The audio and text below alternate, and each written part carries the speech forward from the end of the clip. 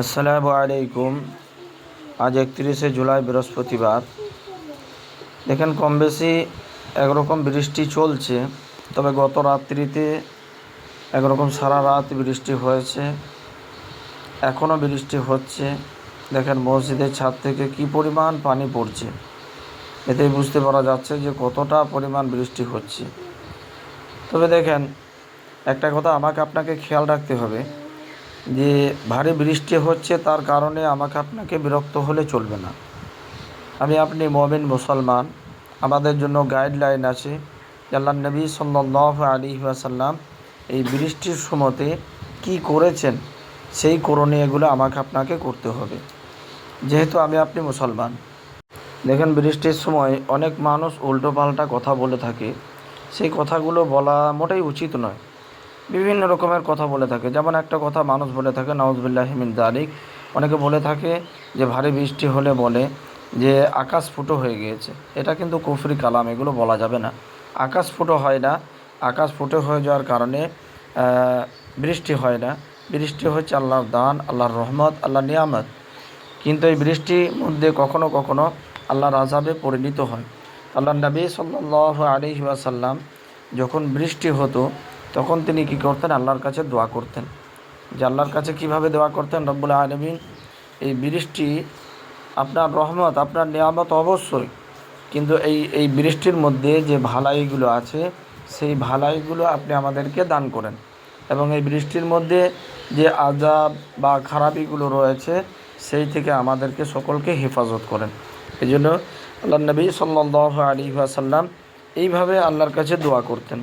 তো আমাদেরকেও করতে হবে কি? আল্লাহর কাছে দোয়া করতে হবে। বিরক্ত হলে চলবে না। বিরক্ত হয়েও তো কোনো রকমের কোনো ফায়দা নাই, যেহেতু আল্লাহ তাআলা দিয়েছেন, তিনার ইচ্ছাতেই আবার বন্ধ হবে, আর তিনি ইচ্ছা করলে এভাবে চলতেই থাকবে। তো দেখেন আল্লাহর কাছে আমরা সকলেই দোয়া করব যে আল্লাহ তাআলা আমাদেরকে যেন এই বৃষ্টি হচ্ছে, এই বৃষ্টির মধ্যে যে আযাব যদি নিহিত থাকে, আল্লাহ যেন আমাকে আপনাকে সকলকে হেফাজত করেন, সকল এলাকাবাসীকে হেফাজত করেন, সকল পৃথিবীর মানুষকে যেন আল্লাহ তাআলা হেফাজত করেন। তো দেখেন দুঃখের বিষয় হচ্ছে যে পুকুরগুলো কিভাবে ভরে গিয়েছে পানিতে, পুকুরগুলো বোঝাই হয়ে গিয়েছে। দেখেন এই রাস্তা পার হয়ে চলে যাচ্ছে পানিগুলো, রাস্তা ছেপে গিয়েছে। এই পুকুরটা দেখেন যথেষ্ট বড় পুকুর, এবং এই পুকুরের পানিগুলো পাশের পুকুরে চলে যাচ্ছে। এই দেখেন এই পুকুরটাতে চলে যাচ্ছে, কিভাবে যাচ্ছে দেখেন। তা এটা দেখেন পরপর 3-4টে পুকুর আছে এখানে। তো সব পুকুরগুলো সমান হয়ে গিয়েছে, মনে হচ্ছে যেন একটাই পুকুর বা নদী বা গঙ্গার মতো মনে হচ্ছে, কিন্তু নদী বা গঙ্গা নয়, এটা মূলত পুকুর। পর একটা একটা করে পুকুর আছে। এই পুকুরের মাঝে বাঁধ আছে। এই যেমন আমরা এই বাঁধে দাঁড়িয়ে আছি, দেখেন এইভাবে মাঝে বাঁধ আছে, সেই বাঁধগুলো ডুবে গিয়েছে, তার জন্য মনে হচ্ছে যেন নদীর মতো মনে হচ্ছে। দেখেন এখানে পানি এতটা পরিমাণেই জমেছে যে রাস্তাটা কেটে দিতে হয়েছে, তাছাড়া পানি পাস হচ্ছে না বা পানি ওদিকে যাচ্ছে না। এবারে এইদিকে এই পুকুরের পানিটা এই পুকুরে যাচ্ছে, তার কারণে ওই রাস্তাটাই কেটে দেওয়া হয়েছে যাতে পানিটা অন্যদিকে চলে যায়।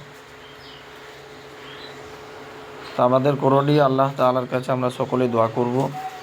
দেখেন কি পরিমাণে বৃষ্টি হয়েছে এবং রাস্তাগুলো কিভাবে ডুবে গিয়েছে। দেখেন সমস্ত রাস্তাটা পানিতে ডুবে গিয়েছে, এবং এই চালাটা কি মনে হচ্ছে যেন পানির মাঝখানে দাঁড়িয়ে আছে। দেখেন পুকুরে পানি, কত পরিমাণে পানি, ভয়ঙ্কর পানি, একবারে দেখে ভয় লাগে। এই জন্য আল্লাহ তাআলার কাছে সকলে দোয়া করব, সকলে আল্লাহর দিকে ধাবিত হব, এবং সকলে 5 ওয়াক্ত নামাজ পড়ব, আল্লাহর কাছে দোয়া করব যে আল্লাহ তাআলা আমাদেরকে যেন এই বৃষ্টির মধ্যে যদি আযাব থাকে সেই থেকে যেন আমাদেরকে সকলকে হেফাজত করেন। আমরা সকলে ইনশাআল্লাহ সকলের জন্য দোয়া করব। আল্লাহ তাআলা সকলকে এই বৃষ্টি থেকে হেফাজত করুন, এবং এর মধ্যে যদি আযাব নিহিত থাকে আযাব থেকে হেফাজত করুন। বৃষ্টির ভালাই আল্লাহ তাআলা সকলকে দান করুন। আসসালামু আলাইকুম।